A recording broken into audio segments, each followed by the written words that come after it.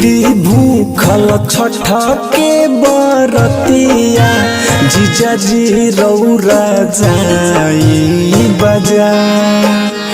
दीदी भूखल छठ के बरतिया जीजाजी रौरा जाई बाजार।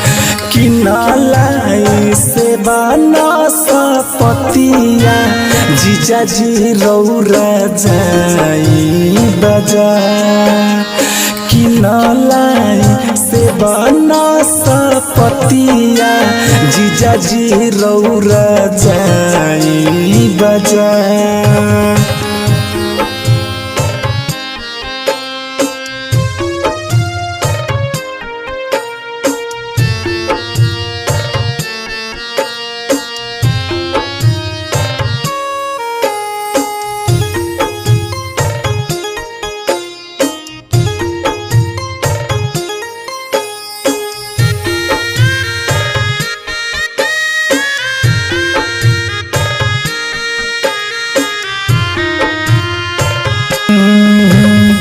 पापा जी तो गइल बानी मेरा गज बजरिया।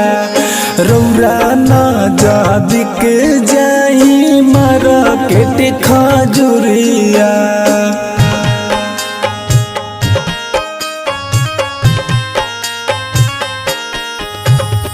पापा जी तो गइल बानी मेरा गज बजरिया। रौरा न जादिक जाई मार्केट खजुरिया। काहे नइखे सुनत हमर बतिया करी ना अपना मन में विचार।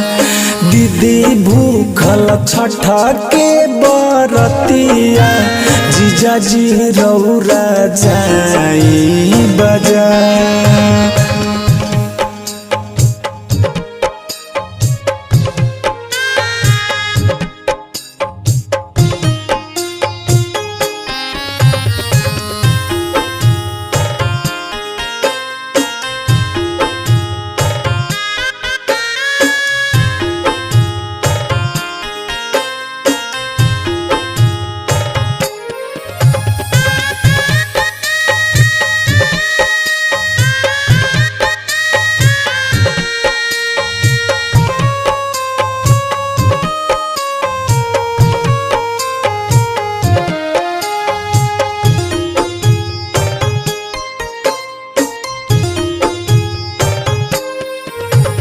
भूखल कभी मासूम रौरा करी जानी देरिया।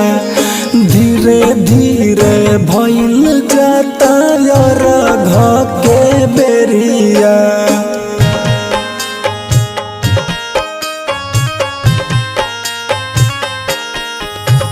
सोलू यह मना काहे कोइले बानी देरिया। धीरे धीरे भइल जाता अर्घ के बेरिया। अरुण पापना गावे गीतिया जीजाजी रौरा जाई बाजार। अरुण पावना गावस गीतिया जीजाजी रौरा जाई बाजार। किनालाई से बना सपतिया जीजाजी